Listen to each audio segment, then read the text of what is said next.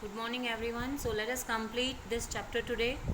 Sue's head swells means Susan's head gets swelling and her eyes go black and has a deep cut on her arm. Being asked about her injuries, she replies to her father that she didn't want to bother him when he was trying to save them. The family manages to survive for 15 hours since the wave hit the boat. The water level are controlled to a considerable level, but they still have leaks below the water line. They decide to rest and work in rotation. Work in rotation means turn by turn they want to decide to take rest because they were getting very tired to control that leak and control that blockage, that leakage of the water that crossed the water line in the boat. And Susan had also injured on his head and eyes go black and have a deep cut also in her arm, but he can't tell to her parents because they were making an efforts to save their life. Okay, and the wave had left wave walker in considerably bad state.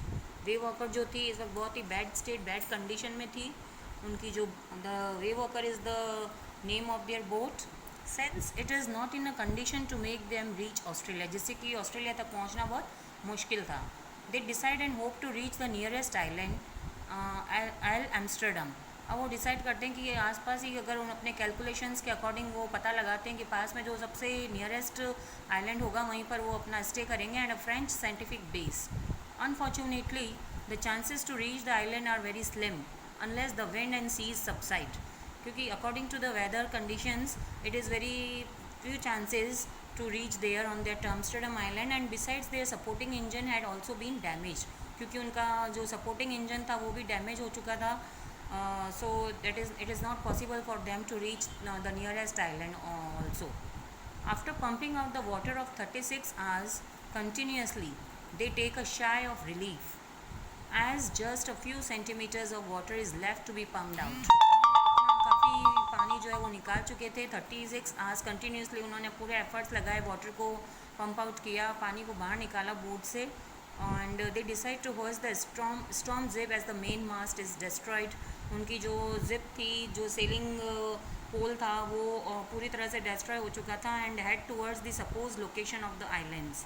Having found some corned beef and crackers, this is the experience of this journey on 4th January. Okay, कि उनको थोड़ा बहुत कुछ वो relax feel करते हैं और वो कुछ अपना कुछ रिलैक्स करते हैं, कुछ खाते पीते हैं. And having a corn beef means cow beef and crackers means biscuit, is a kind of biscuits. वो कुछ थोड़ा बहुत खाते पीते हैं एंड रिलैक्स करते हैं. And they eat their first meal in 2 days. 2 दिनों में उन्हें ये थोड़ा सा वक्त मिलता है जब वो अपने आप को रिलैक्स फील कर रहे हैं on 4th January. Okay, so however their relief is short lived and the weather starts changing for the worse, and by the morning of January 5th they are again left to separate. लेकिन ये जो relaxation था वो बहुत ही कम time के लिए था, short live था. 5th जनवरी को अगेन उनका एक्सपीरियंस बहुत बुरा रहा.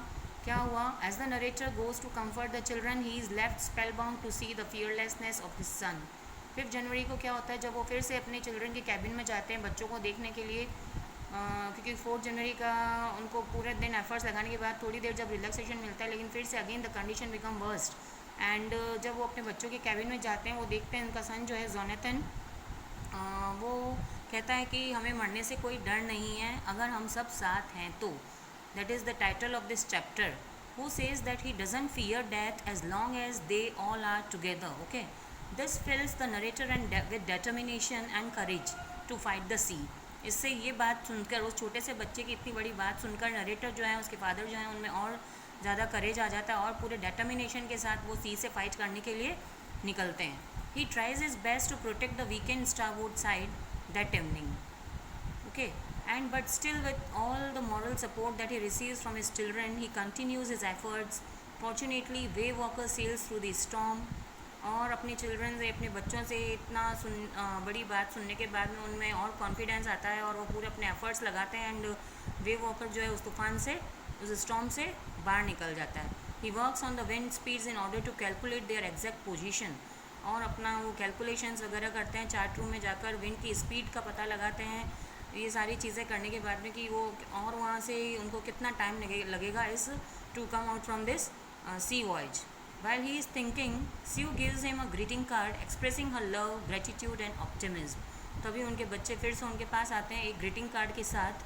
एंड उस ग्रीटिंग कार्ड में उन्होंने क्या लिखा है कि thanks for saving our life and though he is not very convinced he instructs Larry to steer a course of 185 degrees saying. अब Larry, I have told you that Herb and Larry are the helpers on this boat. So वो Larry को ये instruction देते हैं कि 185 degree में boat का जो व्हील है पूरी तरह से टर्न कर लिया जाए and that if they are lucky they can hope to find the island by the evening.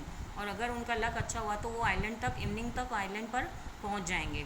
He then goes to sleep with a heavy heart. और इतना कहने के बाद में नरेटर जो हैं वो जाकर थोड़ा सा रेस्ट करना चाहते हैं, लेकिन he slept very, he feel very drowsy, he feel very sleepy, he felt very sleepy. और वो सोना चाहते हैं, थोड़ी देर के लिए आराम करना चाहते हैं और उनको पता ही नहीं चलता कब उनको नींद आ जाती है। Okay, fortunately they sail on and manage to find Ile Amsterdam by evening on being informed about this. Okay, तो इस तरह से जब वो उठते हैं उन्हें लगता है कि उनका आइलैंड जो है पीछे छूट गया, लेकिन ऐसा नहीं होता है। बच्चे आकर उन्हें उठाते हैं और बताते हैं कि हम आइलैंड पर पहुंच गए। Jonathan calls in the best captain and the best daddy in the whole world. Soon they get offshore and struggle to reach the island with the help of its inhabitants. Inhabitants means residentials, जो वहाँ के रहने वाले थे उस island पर। 28 residentials were there on that island, on Amsterdam Island. Okay, वहाँ पर ये लोग रहते थे। कुछ वहाँ के रहने वाले लोगों ने उनकी हेल्प की, उनको वेलकम किया, उनको चीयर अप किया और एक नाइट वहाँ स्टे करने के बाद में नेक्स्ट मॉर्निंग उनको वहाँ पे बहुत उनका वेलकम किया गया वहाँ के लोगों ने। Stepping on the land after such turmoil fills the narrator's thoughts with cheerful and optimistic Larry and Herbie, supportive Mary, a brave 7-year-old girl who didn't want her parents to worry about her head injuries, and a 6-year-old boy who is not afraid to die. Okay, ये सोचकर उसके father जो हैं बहुत ही emotional और बहुत he have a strange feeling that किस तरह से लैरी और हर्ब ने उनको सपोर्ट किया पूरे ऑप्टिमिस्टिक मीन्स होपफुल वे में, और हमेशा वो उनके साथ में चीयरफुल रहे, होपफुल रहे। उनके जो हेल्पर्स थे, यहाँ तक कि मैरी जो थी उसने भी व्हील को हैंडल किया, बोट को बहुत अच्छे से उनको सपोर्ट किया मैरी ने, उनकी वाइफ ने। और उनके बच्चे जो कि 7-year-old जो उनकी गर्ल थी, उसको इंजर होने के बाद में भी she don't tell anything about this to her parents because they were making the efforts to save their life. And 6-year-old boy जो है उसकी, इतने छोटे से बच्चे की इतनी बड़ी बात कि if we are not afraid to die if we all are together. Okay, कि हमें मरने से कोई डर नहीं अगर हम सब साथ हैं। तो ये सुनकर जिस तरह से नरेटर का करेज जो है, उसका डर जो है वो दूर होता है और वो और अपने आप को और एफर्ट्स लगाते हैं सबको बचाने के लिए। इस तरह से finally they come out from this problem and they had completed their sea voyage. So this is all about this chapter. We are not afraid to die. Thank you.